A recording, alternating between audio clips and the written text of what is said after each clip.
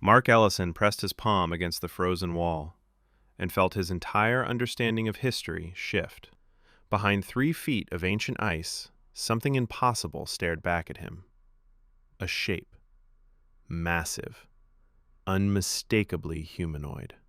For 36 years, he had prepared for a moment like this.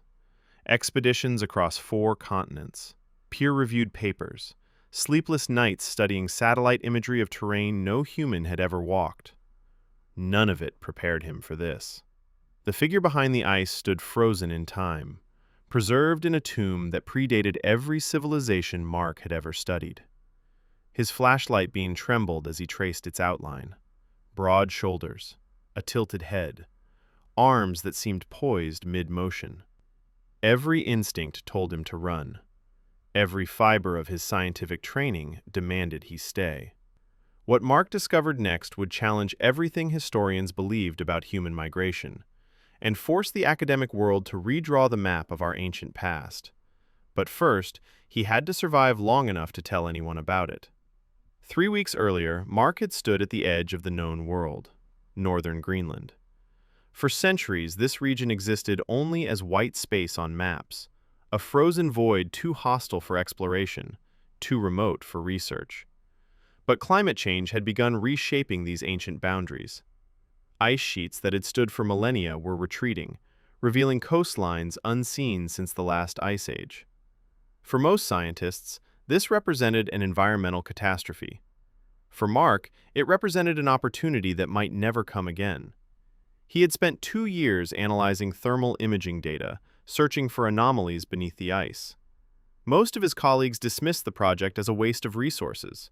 Greenland's interior, they argued, held nothing but frozen bedrock and prehistoric glacial deposits. Mark disagreed. He arrived with 3 weeks of supplies, a satellite phone with limited battery life, and coordinates pointing toward a thermal signature that defied conventional explanation. Something beneath the ice was generating heat, faint but measurable, something that shouldn't exist. The nearest village lay 40 kilometers south. Beyond his landing zone, no human had set foot in recorded history. Mark adjusted his pack and began walking north. The first week tested his limits. Temperatures dropped to -30. Whiteout conditions forced him into his emergency shelter twice. His GPS unit malfunctioned on day 4, leaving him dependent on compass navigation and the position of stars that barely rose above the horizon. But Mark continued forward. The thermal readings had shown something real. He was certain of it. By day 12, his certainty began to waver. The landscape offered nothing but endless white plains and frozen ridgelines. No caves, no rock formations, no evidence of the anomaly that had brought him here. His supplies would last another 9 days. The rational decision was clear: turn back, resupply, return with better equipment and a support team. Then, on the morning of day 14, he saw it. A cluster of dark shapes breaking the horizon. At first, Mark assumed it was a mirage, a trick of light and exhaustion. But as he drew closer, the shapes solidified into reality. Rocks. A formation of massive boulders, half buried in ice and snow. And between them, something unexpected. Movement. Not of any living thing, but of air itself. A faint current flowing outward from gaps in the stone, warm enough to stir the powder snow at his feet. There was something beneath these rocks, something hollow. It took Mark 3 hours to clear an opening large enough to enter. The tunnel beyond sloped downward at a steep angle, carved by forces he couldn't immediately identify.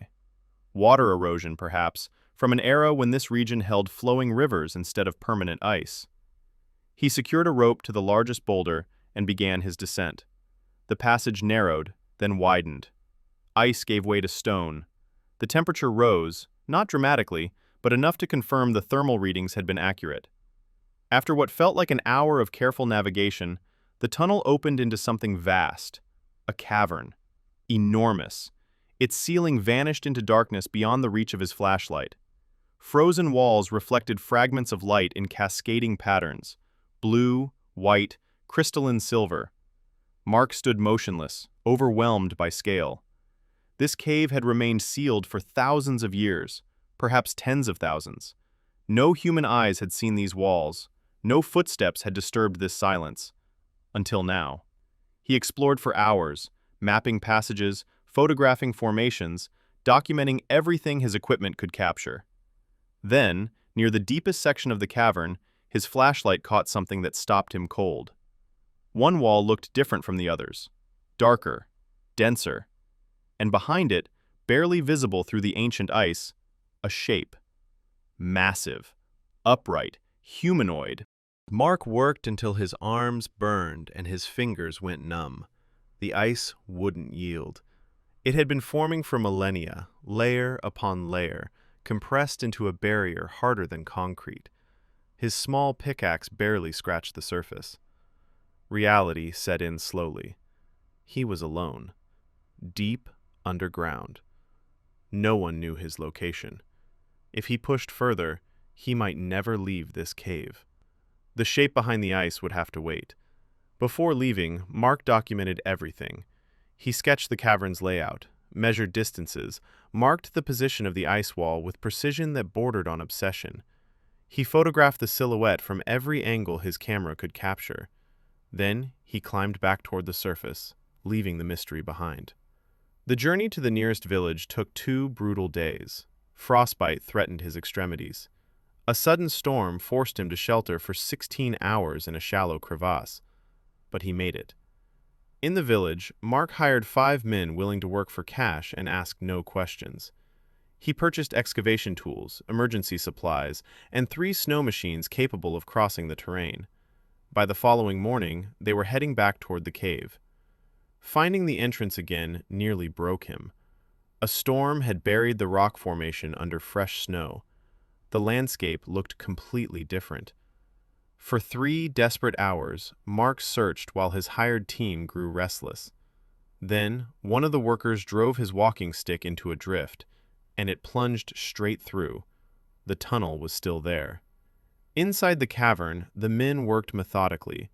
They chipped at the ice wall with controlled precision, removing layers that had taken centuries to form. Progress was agonizingly slow. Then, without warning, one strike landed too hard. The wall shattered. Massive sheets of ice crashed to the cavern floor. Several workers fled toward the tunnel, certain the ceiling would follow. Mark stood frozen, unable to move, watching thousands of years of concealment crumble in seconds. When the dust settled, he saw what the ice had protected. There was no creature, no frozen giant, no prehistoric beast. Behind the ice stood a wall of stone, and carved across its surface, a massive drawing of a human figure. Mark dropped to his knees. As the remaining ice fell away, more images emerged. Hunting scenes, fire circles, human figures gathered in groups, their forms rendered in red and black pigment that had survived unimaginable spans of time. This was not the discovery he had expected. It was something far more significant. Within months, the cave became one of the most protected archaeological sites on Earth. Specialists from 12 countries confirmed what Mark had suspected. The drawings were authentic, dating back approximately 40,000 years. Their existence proved that ancient humans had traveled far deeper into the Arctic than any previous evidence suggested, rewriting the accepted timeline of human migration.